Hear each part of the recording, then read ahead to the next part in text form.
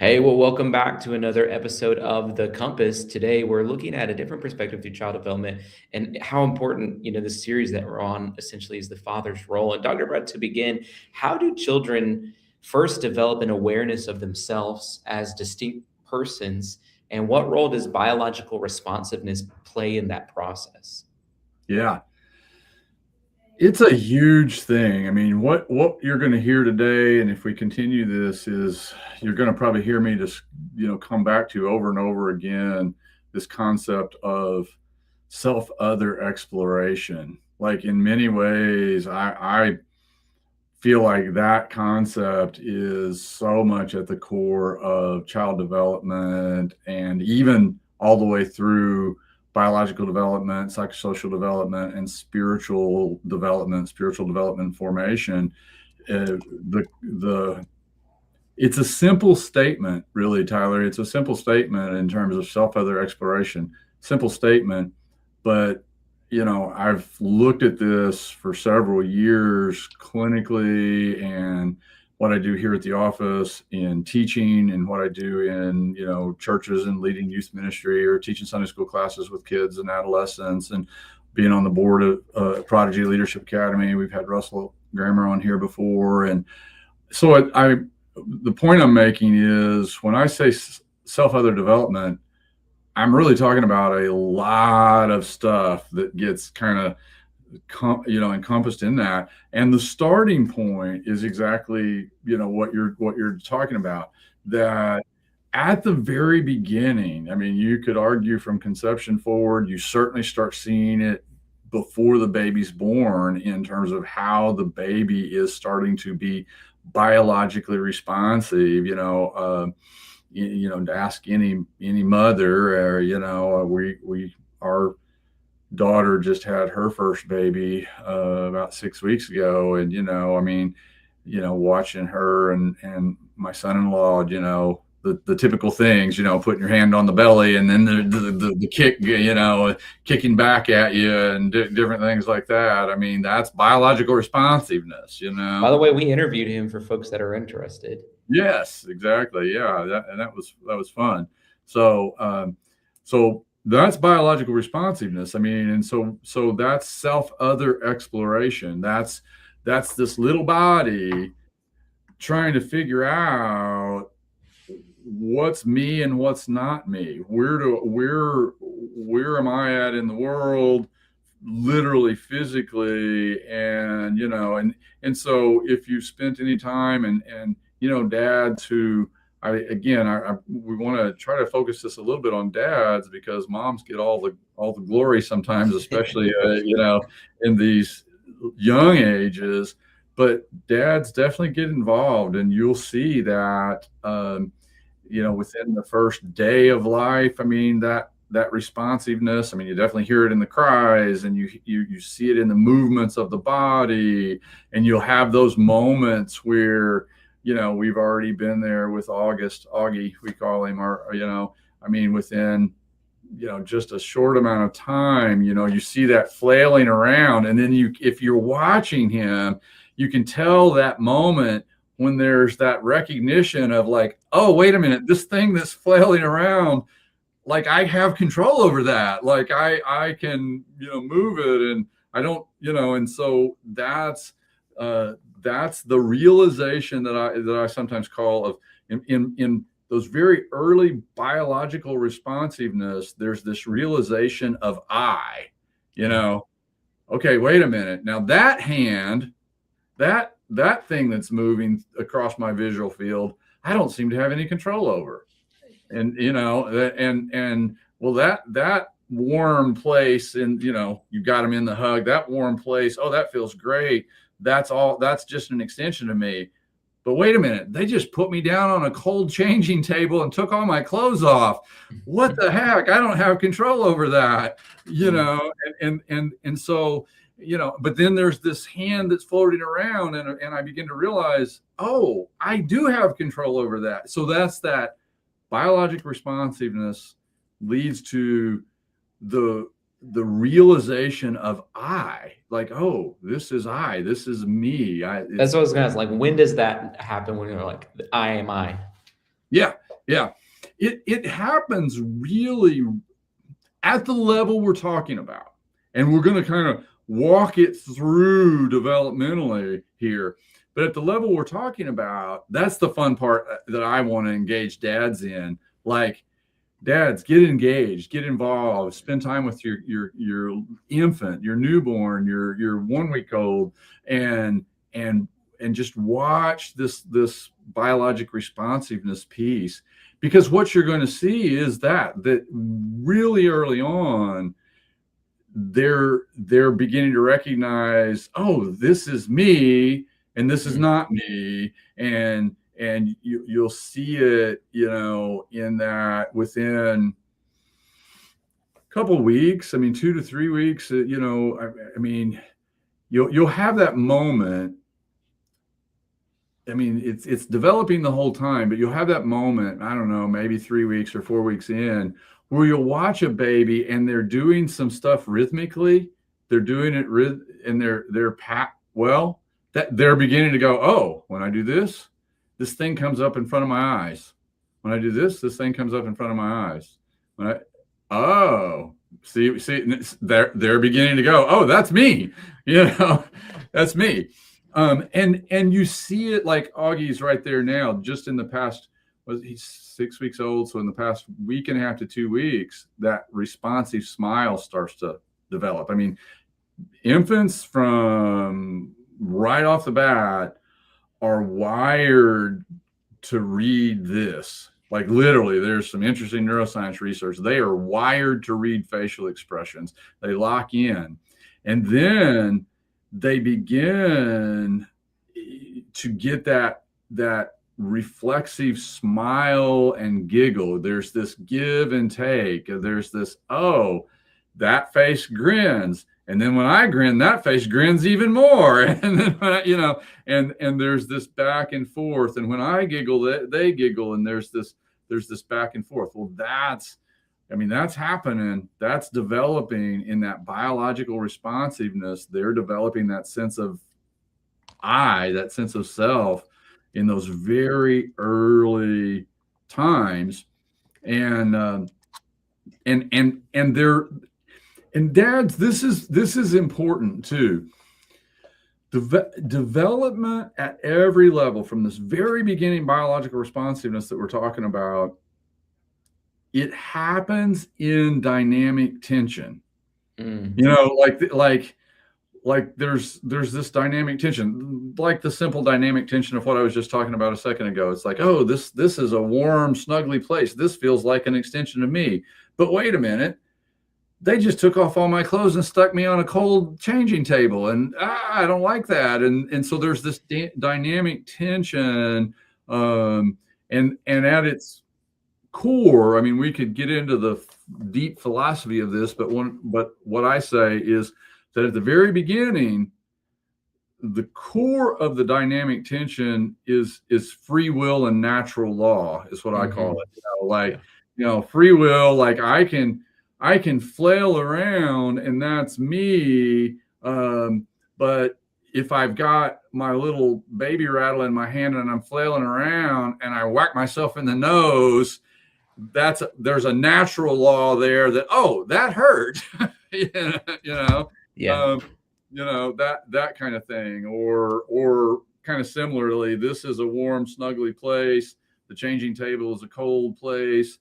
My body is learning what's me and not me, and it's learning what natural law consequences are.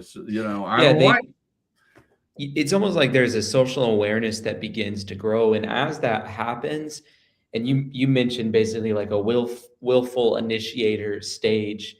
Yes. How do parents respond to that with their growing independence and not crushing their agency or allowing freedom without consequence? Right.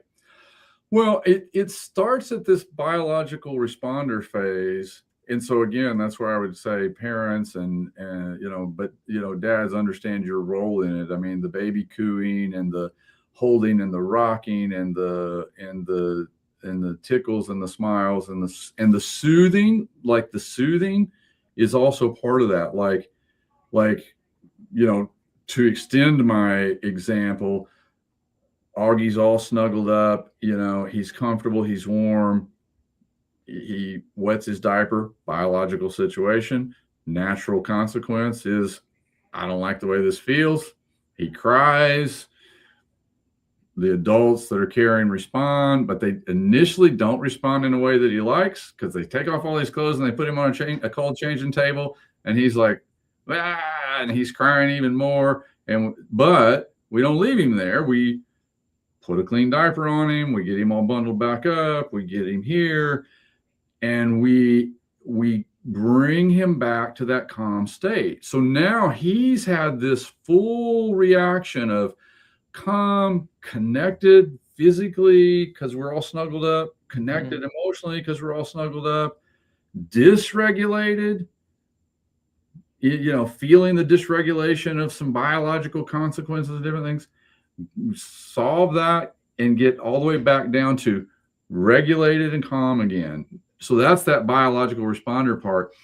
And then the next stage that I call social actor. Again, I'm borrowing, some of these are terms I use, and some of these I borrowed from like Dan McAdams and some writers like that. But the social actor phase begins very early too. It begins with those first social smiles, that I was talking about, like where he's, the baby's beginning to recognize, oh, I can control these facial expressions. And then that has an impact on those facial expressions, but those facial expressions aren't mine, but I can, and there's this back and forth. And so there's this social actor. There's this sense of like, and that continues for several years with kids, but they can engage and play, and they're constantly seeing how the people around them react, the 2-year-old or the 1-year-old who's starting to walk, and they're seeing how the environment, they still have that biologic responsiveness part, like they're learning how gravity works, right? It's like, you get up and you tumble around and you fall down, and you're learning how gravity works. That's the biological responsiveness. But I'm thinking now of my 2-year-old grandson, and his older sister, he's a toddler running around. So he's learning how gravity works, biological responder, free will, natural law. But he's also learning how, when he goes into his sister's room and messes with some of her stuff, and he's trying to be playful with his sister, and sometimes she's great with him, but sometimes she's very playful back with him, and sometimes she's not. Sometimes she's like, yeah, get out of my space, and no, I don't want that. And so there's this social actor who's learning from those social interactions. And again, that's a little bit of free will, natural law, free will, what I would call moral law, like, oh, there's like limits to, just like gravity, there's also other limits in the world pretty consistently. If I, bite somebody, they react in a particular, way. Now that then moves on to your next question too, about the willful initiator phase of things. You see the initial phases of that.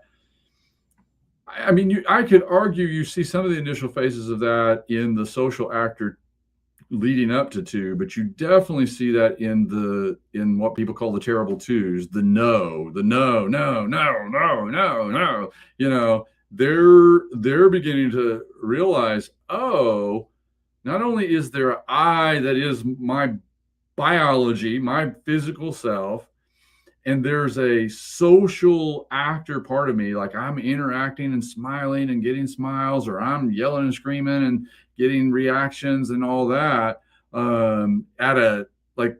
at that infant social actor level.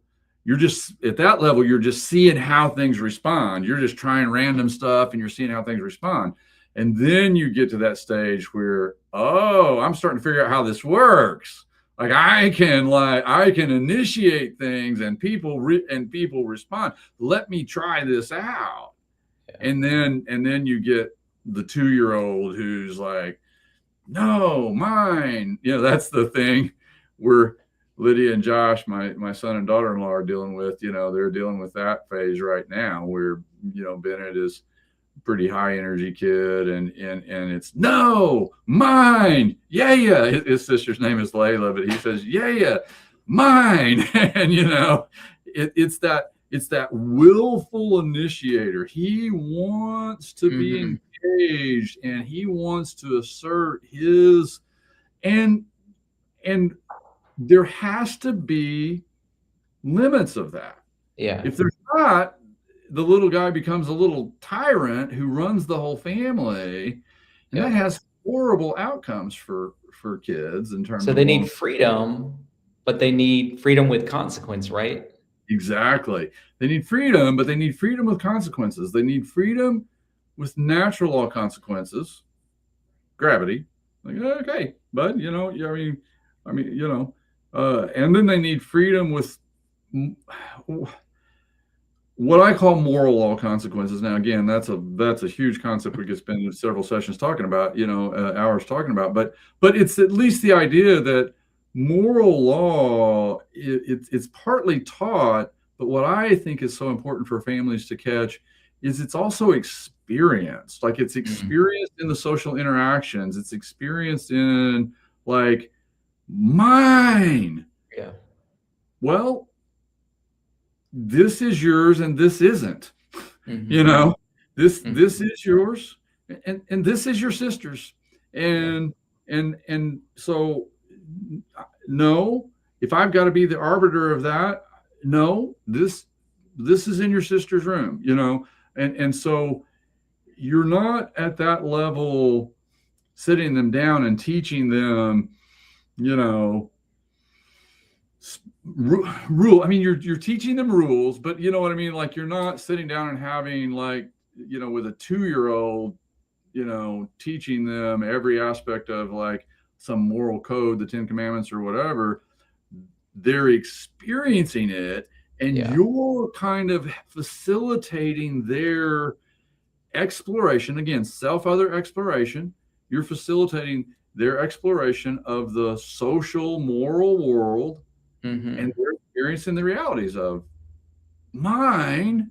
Yeah, you're right. That's yours, buddy. And you can have some control over that, and you can decide what happens with that.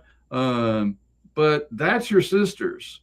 You don't have control over that. Self-other exploration and experiencing moral. How important is it that the parents and the siblings help shape who that child is becoming in that phase? Because you see kids who are very selfish and some that are very generous. How much is that natural disposition versus just the parenting style that's facilitated and fostered that? That's a great question. And that's really like a lot of why I try to help families understand it in the ways that I'm talking about here, because it is a dynamic, or the philosophical term for it would be dialectical, dynamic tension between, there's growth happens in the dynamic tension, and you can't really take away the dynamic tension or things don't go well. And so it's growth happens in a dynamic tension, and you're wanting to create dynamic tension for this kiddo in self-other dynamic tension. You're wanting to create dynamic tension in like free will and natural law, dynamic tension in free will and moral law. Like when I say you're wanting to create it, it's there. You're wanting to acknowledge it's there. Yeah, you allow it and you're aware of it. Yeah. To shape. And then when parents really get that concept, then they can let a child flourish, like the scripture says, train up a child in the way that they should go, train up a child in their own bent, in their own nature, in their own temperament and character.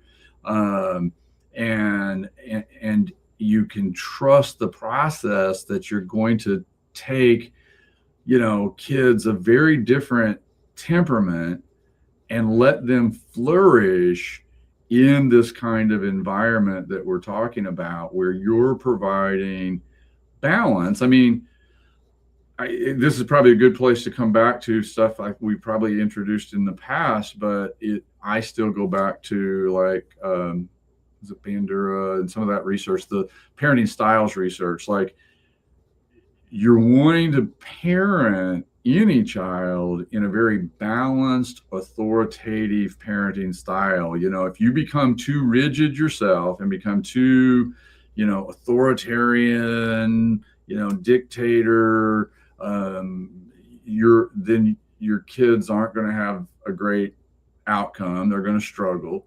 But if you're too permissive and you're just, letting them get away with everything, you don't really follow through with consequences, then kids don't have a very good outcome. You've got to have that balanced, authoritative approach. And the balanced, authoritative approach is in the best interest of the child. You're not just doing it for your own benefit. You're in the best interest of the child, and you're an arbiter. You're a accurate arbiter of these tensions that we're talking about. Mm-hmm. I guess an example of an inaccurate arbiter would be the 2-year-old who screams at the top of their lungs, "Mine!" And the 7-year-old is like, "No, that's mine." And then the frustrated parent comes in and turns to the 7-year-old. The parent's just completely exhausted, and I get it, and they're just like, "Oh, just let him have it." They just like, let him have it. So you're not an accurate arbiter. You're just giving in, and it's not his, and you're not accurately going, "No, that's not yours." So that's a way that I think about that authoritative parent. You're an accurate arbiter of these natural things. Like, you just let the natural things happen, and you guide them, and you're engaged in the process.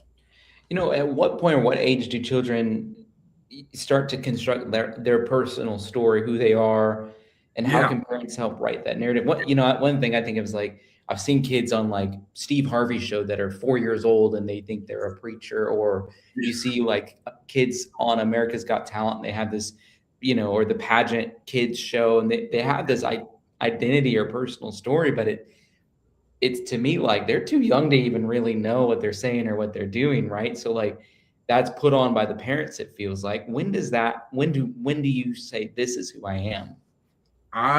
That's a great question, and it ties into what I was talking about being an accurate arbiter of truth, I guess you could say.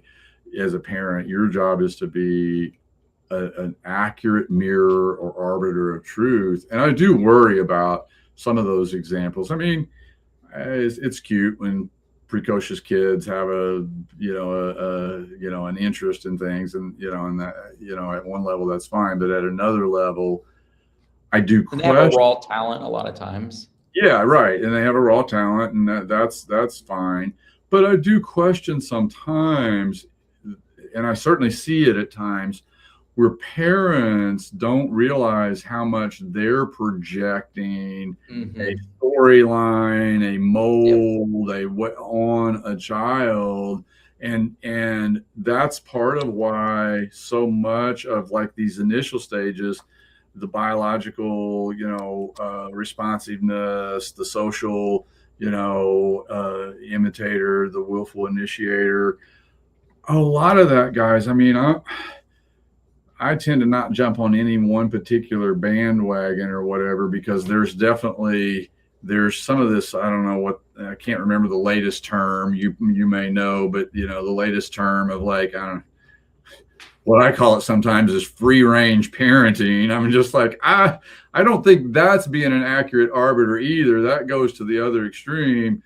But I do think that a lot of the things in these initial stages, really through much of elementary school, are much better done without a lot of parent supervision, but without a lot of parent structure. I mean, it's a kid playing with a group of friends, sandlot backyard baseball versus organized sports. And again, I'm not building skills for kids that are really interested is okay, but kids need a lot of free time play away from screens, which is a whole other subject we could spend a lot of time on, but away from screens to develop this self-other exploration.